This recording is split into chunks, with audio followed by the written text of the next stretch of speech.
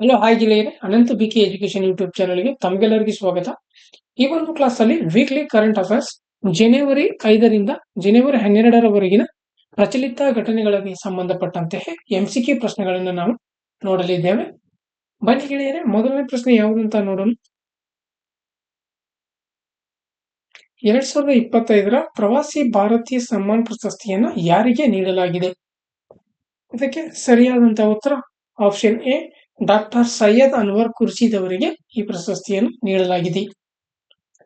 Saudi ಅರೇಬಿಯಾದ ಖ್ಯಾತ ಭಾರತೀಯ ವೈದ್ಯರಾದಂತಹ ಡಾಕ್ಟರ್ ಸೈಯದ್ ಅನ್ವರ್ ಖುರ್ಷಿದ್ ಅವರಿಗೆ 2025ರ ಪ್ರವಾಸಿ ಭಾರತೀಯ ಸನ್ಮಾನ್ ಪ್ರಶಸ್ತಿಯನ್ನು ನೀಡಲಾಗಿದೆ.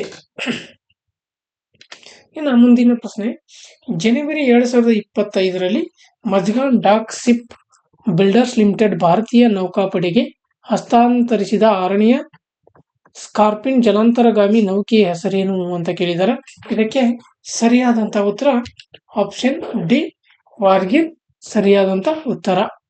ಮುಂಬೈ ಮೂಲದ ಮಜ್ಗಾನ್ ಡಾಕ್ ಶಿಪ್ ಬಿಲ್ಡರ್ಸ್ ಲಿಮಿಟೆಡ್ನ ಜನವರಿ 10, 2025ರಲ್ಲಿ ಪ್ರಾಜೆಕ್ಟ್ P-75ರ 6ನೇ ಸ್ಕಾರ್ಪಿನ್ ಜಲಾಂತರಗಾಮಿ ವಾಗ್ಸಿರ್ ಅನ್ನ ಭಾರತೀಯ ನೌಕಾಪಡೆಗೆ ಹಸ್ತಾಂತರಿಸಿತು. ಈ ವರ್ಗದ ಇತರ 5 ಜಲಾಂತರಗಾಮಿಗಳು ಕಲ್ವರಿ, ಖಂಡೇರಿ ಮತ್ತು ಕರೆಂಜ್ ವೇಲಾ ವಾಗಿರ್. 5 ಇವು ಇತರೆ ಜಲಾಂತರಗಾಮಿಗಳು.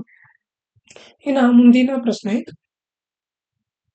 ರಫೇಲ್ ಚಂಡಮಾರುತವು ಗಮನಾರ್ಹ ಹಾನಿಯನ್ನುಂಟು ಮಾಡಿದ ನಂತರ ಭಾರತದಿಂದ ಯಾವ ದೇಶವು ಮಾನವೀಯ ನೆರವನ್ನು ಪಡೆಯಿತು ಅಂತ ಕೇಳಿದ್ದಾರೆ. ಇದಕ್ಕೆ ಸರಿಯಾದ ಉತ್ತರ ಆಪ್ಷನ್ ಸಿ, ಕ್ಯೂಬಾ ಸರಿಯಾದ ಉತ್ತರ. ಮೆಕ್ಸಿಕೋ ಕೊಲ್ಲಿಯಲ್ಲಿ ನವೆಂಬರ್ನಲ್ಲಿ ಸಂಭವಿಸಿದಂತಹ ಅತ್ಯಂತ ಪ್ರಬಲವಾದಂತಹ ಉಷ್ಣವಲಯದ ಚಂಡಮಾರುತವಾದಂತಹ ರಾಫೇಲ್ ಚಂಡಮಾರುತದ ವಿನಾಶಕಾರಿ ಪರಿಣಾಮದ ನಂತರ ಭಾರತವು ಕ್ಯೂಬಾಗೆ ಮಾನವೀಯ ನೆರವನ್ನು ನೀಡಿತು. ಉತ್ತರ ಅಮೆರಿಕಾದಲ್ಲಿರುವಂತಹ ದ್ವೀಪ ರಾಷ್ಟ್ರವಾದ ಕ್ಯೂಬಾ ಉತ್ತರ ಕೆರೆಬಿಯನ್ ಸಮುದ್ರ, ಮೆಕ್ಸಿಕೋ ಕೊಲ್ಲಿ ಮತ್ತು ಅಟ್ಲಾಂಟಿಕ್ ಮಹಾಸಾಗರ ಸಂಗಮಿಸುವ ಸ್ಥಳದಲ್ಲಿದೆ. ಇನ್ನು ಮುಂದಿನ ಪ್ರಶ್ನೆ,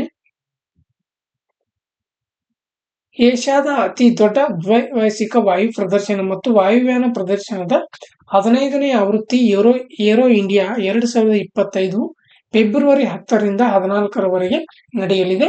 ಇದು ಕರ್ನಾಟಕದ ಬೆಂಗಳೂರಿನ ಯಲಹಂಕದ ವಾಯುಪಡೆ ನಿಲ್ದಾಣದಲ್ಲಿ ನಡೆಯಲಿದೆ. ಈ ಏರೋ ಇಂಡಿಯಾ 2025ರ ವಿಷಯ ಏನು ಅಂತ ಕೇಳಿದ್ದಾರೆ. ಇದಕ್ಕೆ ಸರಿಯಾದಂತ ಉತ್ತರ ಆಪ್ಷನ್ ಸಿ, 1 ಶತಕೋಟಿ ಅವಕಾಶಗಳಿಗೆ ರನ್ವೇ ಎಂಬುದು 1 ಶತಕೋಟಿ ಅವಕಾಶಗಳಿಗೆ ಎಂಬುದು ಈ ವರ್ಷದ ಥೀಮ್ ಆಗಿರ್ತದೆ. ಬೆಂಗಳೂರು 15ನೇ ಏರೋ ಇಂಡಿಯಾ 2025 ಆಯೋಜಿಸಿದೆ. ಏಷ್ಯಾದ ಅತಿ ದೊಡ್ಡ ದ್ವೈವಾರ್ಷಿಕ ವಾಯು ಪ್ರದರ್ಶನ ಮತ್ತು ವಾಯುಯಾನ ಪ್ರದರ್ಶನದ ಇತ್ತೀಚಿನ ಆವೃತ್ತಿಯು ಏರೋ ಇಂಡಿಯಾ 2025 ಕರ್ನಾಟಕದ ಬೆಂಗಳೂರಿನಲ್ಲಿರುವಂತಹ ಯಲಹಂಕದ ವಾಯುಪಡೆ ನಿಲ್ದಾಣದಲ್ಲಿ ನಡೆಯಲಿದೆ. ಏರೋ ಇಂಡಿಯಾ ಪ್ರದರ್ಶನದ 15ನೇ ಆವೃತ್ತಿಯು ಫೆಬ್ರವರಿ 10ರಿಂದ 14ರವರೆಗೆ ಇದು ನಡೆಯಲಿದೆ. ಇನ್ನು ಮುಂದಿನ ಪ್ರಶ್ನೆ, ನಾಗರಿಕ ವಿಮಾನಯಾನ ಮಹಾನಿರ್ದೇಶನಾಲಯದ ಮಹಾನಿರ್ದೇಶಕರಾಗಿ ಯಾರನ್ನ ನೇಮಿಸಲಾಗಿದೆ? ಇದಕ್ಕೆ ಸರಿಯಾದಂತ ಉತ್ತರ ಆಪ್ಷನ್ ಡಿ, ಫೈಜ್ ಅಹ್ಮದ್ ಕಿದ್ವಾಯಿ ಸರಿಯಾದಂತ ಉತ್ತರ. ಮಧ್ಯಪ್ರದೇಶದ 1996 ಬ್ಯಾಚಿನ IAS ಅಧಿಕಾರಿಯಾದಂತಹ ಫೈಜ್ ಅಹ್ಮದ್ ಕಿದ್ವಾಯಿ ಅವರು ವಿಕ್ರಮ್ ದೇವದತ್ ರವರ ನಂತರ ಡೈರೆಕ್ಟರೇಟ್ ಜನರಲ್ ಆಫ್ ಸಿವಿಲ್ ಏವಿಯೇಷನ್ನ ಮಹಾನಿರ್ದೇಶಕರಾಗಿ ನೇಮಕಗೊಂಡಿದ್ದಾರೆ. ಇನ್ನು ಮುಂದಿನ ಪ್ರಶ್ನೆ, ಭಾರತೀಯ ಮೂಲದ ಭಾರತೀಯ ಆಹಾರ ನಿಗಮದ FCI ಅಧ್ಯಕ್ಷ ಮತ್ತು ವ್ಯವಸ್ಥಾಪಕ ನಿರ್ದೇಶಕರಾಗಿ ಯಾರನ್ನ ನೇಮಿಸಲಾಗಿದೆ? ಇದಕ್ಕೆ ಸರಿಯಾದಂತ ಉತ್ತರ ಆಪ್ಷನ್ ಸಿ, ಅಶುತೋಷ್ ಅಗ್ನಿಹೋತ್ರಿ ಸರಿಯಾದಂತ ಉತ್ತರ. ಪ್ರಸ್ತುತ ಗೃಹ ಸಚಿವಾಲಯದಲ್ಲಿ ಹೆಚ್ಚುವರಿ ಕಾರ್ಯದರ್ಶಿಯಾಗಿ ಸೇವೆ ಸಲ್ಲಿಸುತ್ತಿರುವಂತಹ ಅಶುತೋಷ್ ಅಗ್ನಿಹೋತ್ರಿ ಅವರನ್ನ ಭಾರತೀಯ ಆಹಾರ ನಿಗಮದ ಅಧ್ಯಕ್ಷರು ಮತ್ತು ವ್ಯವಸ್ಥಾಪಕ ನಿರ್ದೇಶಕರಾಗಿ ನೇಮಿಸಲಾಗಿದೆ. ಭಾರತೀಯ ಆಹಾರ ನಿಗಮ FCI ಭಾರತ ಸರ್ಕಾರದ ಶಾಸನಬದ್ಧ ಸಂಸ್ಥೆಯಾಗಿದೆ. ಇದು 1964ರ ಆಹಾರ ನಿಗಮದ ಕಾಯ್ದೆಯ ಮೂಲಕ ರೂಪುಗೊಂಡಂತಹ ಗ್ರಾಹಕ ವ್ಯವಹಾರಗಳು ಆಹಾರ ಮತ್ತು ಸಾರ್ವಜನಿಕ ವಿತರಣಾ ಸಚಿವಾಲಯದ ಮಾಲೀಕತ್ವದಲ್ಲಿರುವಂತದ್ದಾಗಿದೆ. ಇನ್ನು ಮುಂದಿನ ಪ್ರಶ್ನೆ, 9 ವರ್ಷಗಳ ಕಾಲ ಅಧಿಕಾರದಲ್ಲಿದ್ದ ನಂತರ ಜನವರಿ 2025ರಲ್ಲಿ ಪ್ರಧಾನಮಂತ್ರಿ ಸ್ಥಾನಕ್ಕೆ ರಾಜೀನಾಮೆ ನೀಡಿದಂತಹ ಜಸ್ಟಿನ್ ಟ್ರೂಡೋ ಯಾವ ದೇಶದವರು? ಇದಕ್ಕೆ ಸರಿಯಾದಂತ ಉತ್ತರ ಆಪ್ಷನ್ ಎ, ಕೆನಡಾ ದೇಶದವರು. ಕೆನಡಾ ದೇಶದ ಪ್ರಧಾನಿ ಜಸ್ಟಿನ್ ಟ್ರೂಡೋ ರವರು ತಮ್ಮ ನಾಯಕತ್ವದ ಬಗ್ಗೆ ಹೆಚ್ಚುತ್ತಿರುವ ಅಸಮಾಧಾನದ ಹಿನ್ನೆಲೆಯಲ್ಲಿ ಲಿಬರಲ್ ಪಕ್ಷದ ನಾಯಕ ಸ್ಥಾನಕ್ಕೆ ರಾಜೀನಾಮೆ ನೀಡುವುದಾಗಿ ಘೋಷಿಸಿದರು. 10 ವರ್ಷಗಳ ಕನ್ಸರ್ವೇಟಿವ್ ಪಕ್ಷದ ಆಳ್ವಿಕೆಯ ನಂತರ ಜಸ್ಟಿನ್ ಟ್ರೂಡೋ 2015ರಲ್ಲಿ ಅಧಿಕಾರಕ್ಕೆ ಬಂದಿದ್ದರು. ಇವರು ಕೆನಡಾ ದೇಶದವರು. ಇನ್ನು ಮುಂದಿನ ಪ್ರಶ್ನೆ, ಭಾರತದ ಮೊದಲ ಸಾವಯವ ಮೀನುಗಾರಿಕೆ ಕ್ಲಸ್ಟರ್ ಅನ್ನ ಎಲ್ಲಿ ಪ್ರಾರಂಭಿಸಲಾಯಿತು? ಇದಕ್ಕೆ ಸರಿಯಾದಂತ ಉತ್ತರ ಆಪ್ಷನ್ ಎ, ಸಿಕ್ಕಿಂ ಸರಿಯಾದಂತ ಉತ್ತರ. ಭಾರತದ ಮೊದಲ ಸಾವಯವ ಮೀನುಗಾರಿಕೆ ಕ್ಲಸ್ಟರ್ ಅನ್ನ ಜನವರಿ 6, 2025ರಂದು ಸಿಕ್ಕಿಂನ ಸೋರೆಂಗ್ ಜಿಲ್ಲೆಯಲ್ಲಿ ಘೋಷಿಸಲಾಯಿತು. ಸುಸ್ಥಿರ ಮತ್ತು ಪರಿಸರ ಸ್ನೇಹಿ ಜಲಚರ ಸಾಕಣೆಯನ್ನ ಗುರಿಯಾಗಿಟ್ಟುಕೊಂಡು ಪ್ರಧಾನಮಂತ್ರಿ ಮತ್ಸ್ಯ ಸಂಪದ ಯೋಜನೆಯ ಭಾಗವಾಗಿದೆ. ಇದು ಮತ್ಸ್ಯ ಸಂಪದ ಯೋಜನೆಯ ಒಂದು ಭಾಗವಾಗಿರುವಂತದ್ದು. ಇನ್ನು ಮುಂದಿನ ಪ್ರಶ್ನೆ, 2024ರ 67ನೆಯ ರಾಷ್ಟ್ರೀಯ ಶೂಟಿಂಗ್ ಚಾಂಪಿಯನ್ಶಿಪ್ ನಲ್ಲಿ ಪುರುಷರ 10 ಮೀಟರ್ ಏರ್ ಪಿಸ್ತೂಲ್ ಫೈನಲ್ಗಳನ್ನ ಗೆದ್ದವರು ಯಾರು ಅಂತ ಕೇಳಿದಾರೆ. ಇದಕ್ಕೆ ಸರಿಯಾದಂತ ಉತ್ತರ ಆಪ್ಷನ್ ಬಿ, ವರುಣ್ ತೋಮರ್ ಸರಿಯಾದ ಉತ್ತರ. ಜನವರಿ 5, 2025ರಂದು ನವದೆಹಲಿಯಲ್ಲಿ ಡಾಕ್ಟರ್ ಕರ್ಣಿ ಸಿಂಗ್ ಶೂಟಿಂಗ್ ರೇಂಜ್ನಲ್ಲಿ ನಡೆದ 67ನೆಯ ರಾಷ್ಟ್ರೀಯ ಶೂಟಿಂಗ್ ಚಾಂಪಿಯನ್ಶಿಪ್ ನಲ್ಲಿ 2024ರಲ್ಲಿ ಭಾರತೀಯ ಸೇನೆಯ ವರುಣ್ ತೋಮರ್ ಪುರುಷರ 10 ಮೀಟರ್ ಏರ್ ಪಿಸ್ತೂಲ್ ಫೈನಲ್ಗಳನ್ನ ಗೆಲ್ಲುವ ಮೂಲಕ ರಾಷ್ಟ್ರೀಯ ಶೂಟಿಂಗ್ ಚಾಂಪಿಯನ್ ಆಗಿ ಹೊರಹೊಮ್ಮಿದರು. ಇನ್ನು ಮುಂದಿನ ಪ್ರಶ್ನೆ, ಜನವರಿ 2025ರಲ್ಲಿ ನಡೆಯಲಿರುವಂತಹ ಮೊದಲ ಖೋ-ಖೋ ವಿಶ್ವಕಪ್ 2025ರ ಮ್ಯಾಸ್ಕಾಟ್ ಯಾವುದು ಅಂತ ಕೇಳಿದಾರೆ. ಇದಕ್ಕೆ ಸರಿಯಾದಂತ ಉತ್ತರ ಆಪ್ಷನ್ ಸಿ, ಎ ಮತ್ತು ಬಿ ಎರಡು ಸರಿಯಾದಂತ ಉತ್ತರ. ಮೊದಲ ಖೋ-ಖೋ ವಿಶ್ವಕಪ್ ಜನವರಿ 13ರಿಂದ 19ರವರೆಗೆ 2025ರಲ್ಲಿ ದೆಹಲಿಯ ಇಂದಿರಾ ಗಾಂಧಿ ಒಳಾಂಗಣ ಕ್ರೀಡಾಂಗಣದಲ್ಲಿ ನಡೆಯಲಿದೆ. ಫೆಡರೇಷನ್ ತೇಜಸ್ ಮತ್ತು ತಾರಾ ಜೋಡಿಯನ್ನ ಪರಿಚಯಿಸಿದೆ. ಇದು ಪಂದ್ಯಾವಳಿ ಅಧಿಕೃತ ಮ್ಯಾಸ್ಕಾಟ್ಗಳಾಗಿ ಕಾರ್ಯವನ್ನು ನಿರ್ವಹಿಸುತ್ತವೆ. ಮೊದಲ ಖೋ-ಖೋ ವಿಶ್ವಕಪ್ ಬ್ರ್ಯಾಂಡ್ ರಾಯಭಾರಿಗಳು ಸಲ್ಮಾನ್ ಖಾನ್ ಮತ್ತು ಟೈಗರ್ ಶ್ರಾಫ್. ಇನ್ನು ಮುಂದಿನ ಪ್ರಶ್ನೆ, ರಾಷ್ಟ್ರೀಯ ಪಕ್ಷಿ ದಿನ 2025 ಯಾವ ದಿನದಂದು ಆಚರಿಸಲಾಗುತ್ತದೆ? ಇದಕ್ಕೆ ಸರಿಯಾದ ಉತ್ತರ ಆಪ್ಷನ್ ಬಿ, ಜನವರಿ ಸರಿಯಾದಂತ ಉತ್ತರ. ಜನವರಿ 5 ಸರಿಯಾದ ಉತ್ತರ. ಪ್ರತಿ ವರ್ಷ ಜನವರಿ 5ರಂದು ರಾಷ್ಟ್ರೀಯ ಪಕ್ಷಿ ದಿನವನ್ನು ಆಚರಿಸಲಾಗುತ್ತದೆ. ನಮ್ಮ ಪರಿಸರ ವ್ಯವಸ್ಥೆಯಲ್ಲಿ ಪಕ್ಷಿಗಳ ಪ್ರಾಮುಖ್ಯತೆ ಮತ್ತು ಅವುಗಳ ಸಂರಕ್ಷಣೆ ಬಗ್ಗೆ ಜಾಗೃತಿ ಮೂಡಿಸಲು ಇದು ಸಮರ್ಪಿತವಾಗಿದೆ. ಈ ಒಂದು ಪಕ್ಷಿ ದಿನದ ಥೀಮ್ ಏನಂದ್ರೆ ನಮ್ಮ ಗರಿಗಳಿರುವ ಸ್ನೇಹಿತರನ್ನು ರಕ್ಷಿಸುವುದು ಎಂಬುದು ಈ ವರ್ಷದ ಥೀಮ್ ಆಗಿರುತ್ತದೆ. ಇನ್ನು ಮುಂದಿನ ಪ್ರಶ್ನೆ,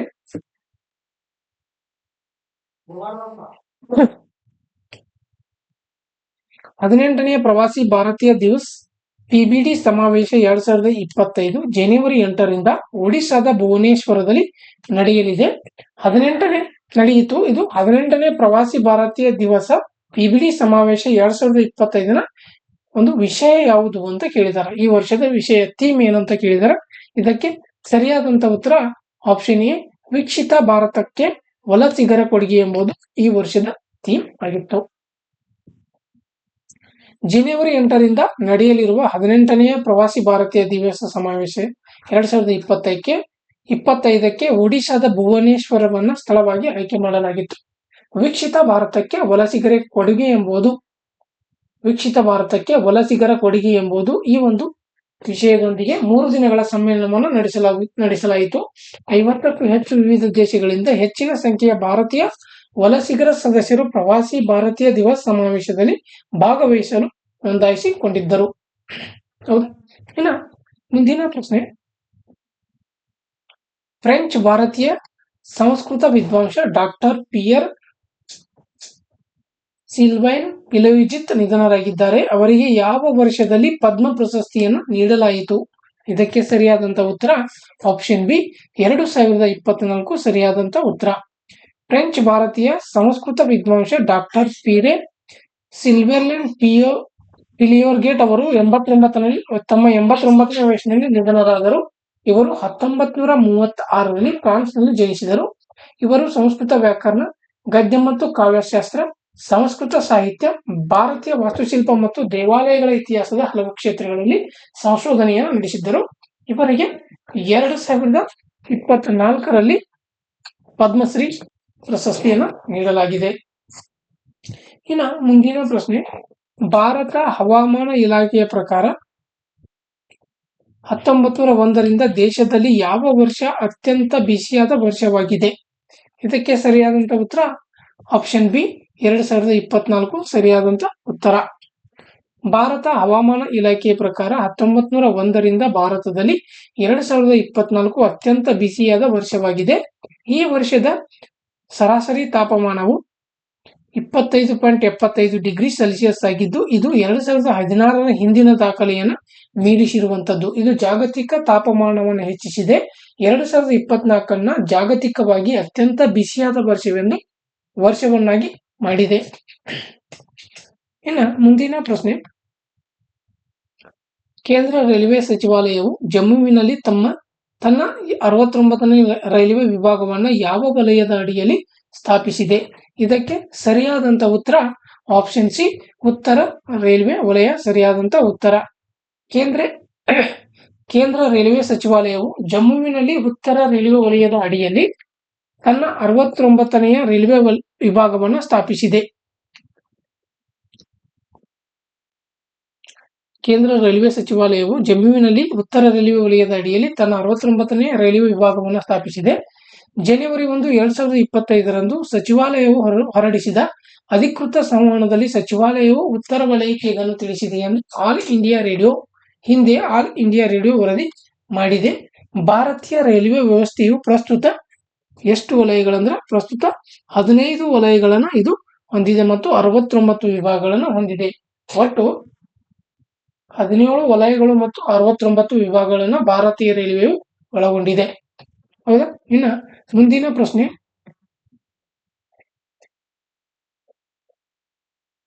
ಭಾರತೀಯ ಅಥ್ಲೆಟಿಕ್ಸ್ ಫೆಡರೇಷನ್ ಅಧ್ಯಕ್ಷರಾಗಿ ಯಾರನ್ನ ಆಯ್ಕೆ ಮಾಡಲಾಗಿದೆ?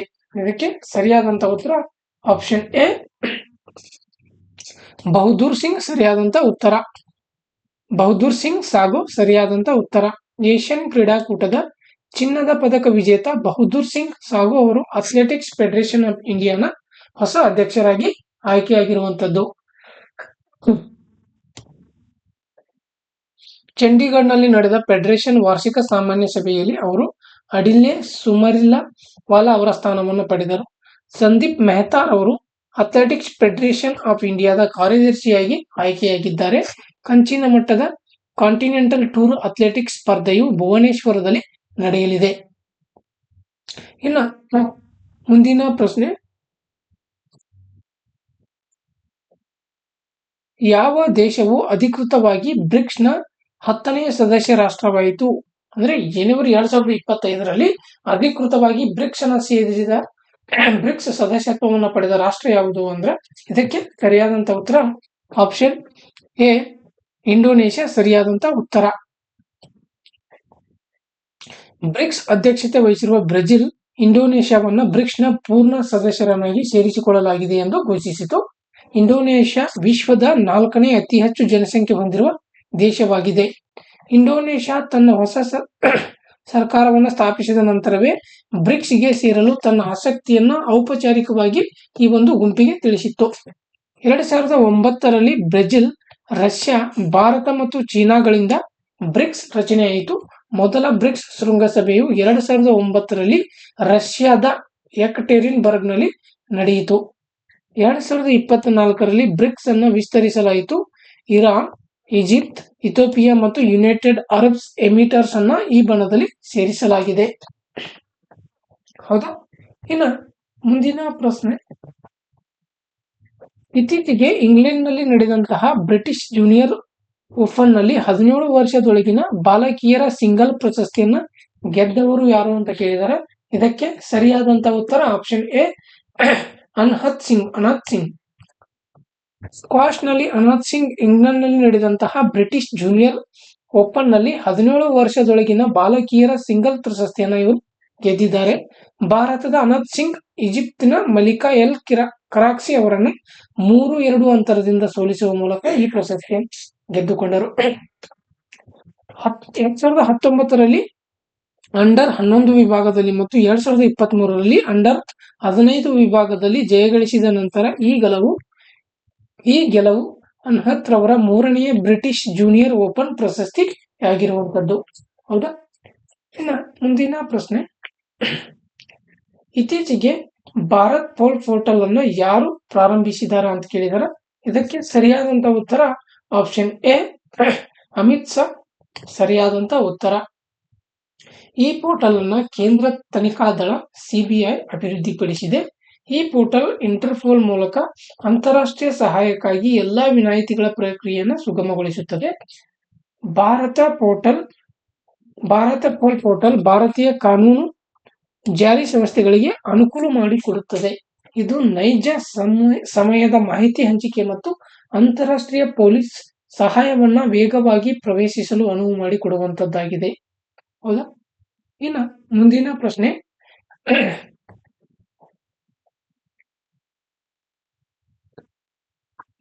ಜನವರಿ 2025ರಲ್ಲಿ ಯಾವ ದೇಶದ ಮೆಟ್ರೋ ನೆಟ್ವರ್ಕ್ ವಿಶ್ವದ 3ನೇ ಅತಿ ದೊಡ್ಡ ಮೆಟ್ರೋ ನೆಟ್ವರ್ಕ್ ಆಗಿದೆ?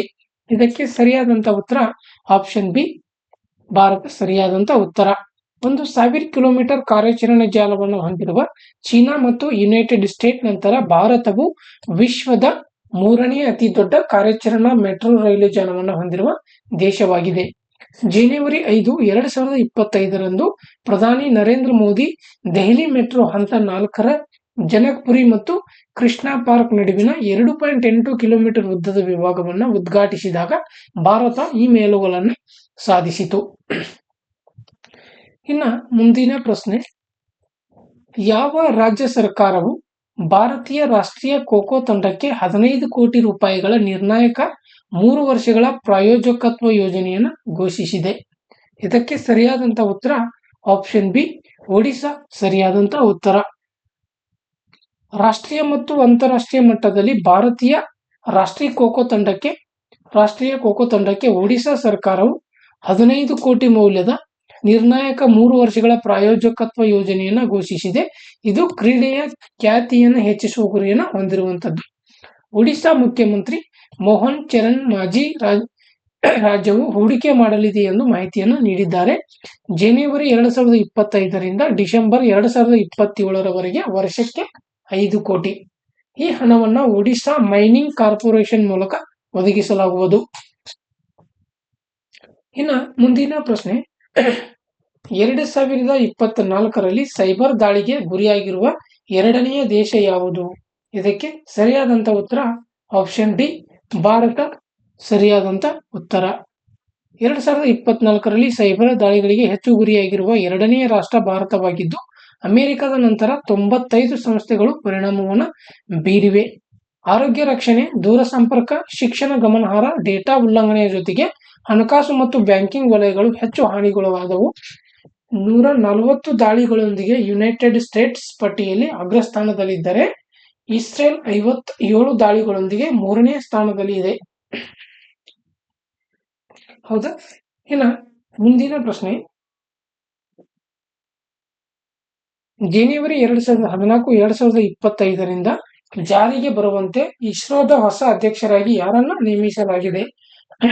ಇದಕ್ಕೆ ಸರಿಯಾದಂತ ಉತ್ತರ option A, doctor P Narayan ಸರಿಯಾದಂತ ಉತ್ತರ. ಜನವರಿ 2025ರಲ್ಲಿ ಡಾಕ್ಟರ್ ಪಿ ನಾರಾಯಣ್ ರವರು ಭಾರತೀಯ ಬಾಹ್ಯಾಕಾಶ ಸಂಶೋಧನಾ ಸಂಸ್ಥೆ ಇಸ್ರೋದ ಹೊಸ ಅಧ್ಯಕ್ಷರಾಗಿ ದಾರೆ ಎಂದು ಕೇಂದ್ರ ಸರ್ಕಾರ ತಿಳಿಸಿದೆ.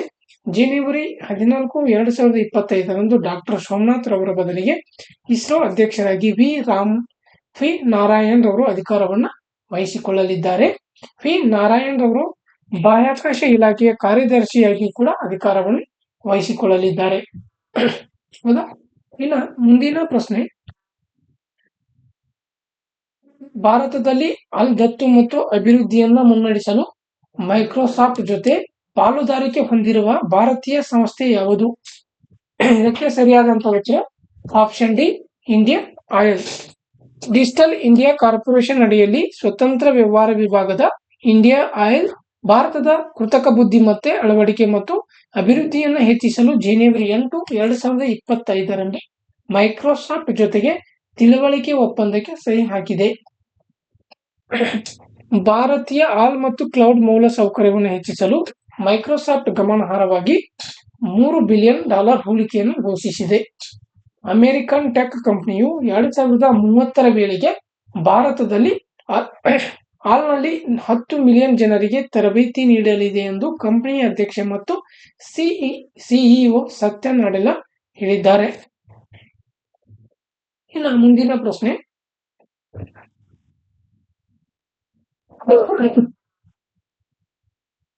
ಪ್ರಧಾನಿ ನರೇಂದ್ರ ಮೋದಿ ಅವರು ಯಾವ ರಾಜ್ಯದಲ್ಲಿ ಮೊದಲ ಹಸಿರು ಹೈಡ್ರೋಜನ್ ಹಬ್ಗೆ ಶಂಕುಸ್ಥಾಪನೆ ನೆರವೇರಿಸಿದರು? ಇದಕ್ಕೆ ಸರಿಯಾದಂತಹ ಉತ್ತರ ಆಪ್ಷನ್ ಎ, ಆಂಧ್ರ ಪ್ರದೇಶ ಸರಿಯಾದಂತಹ ಉತ್ತರ.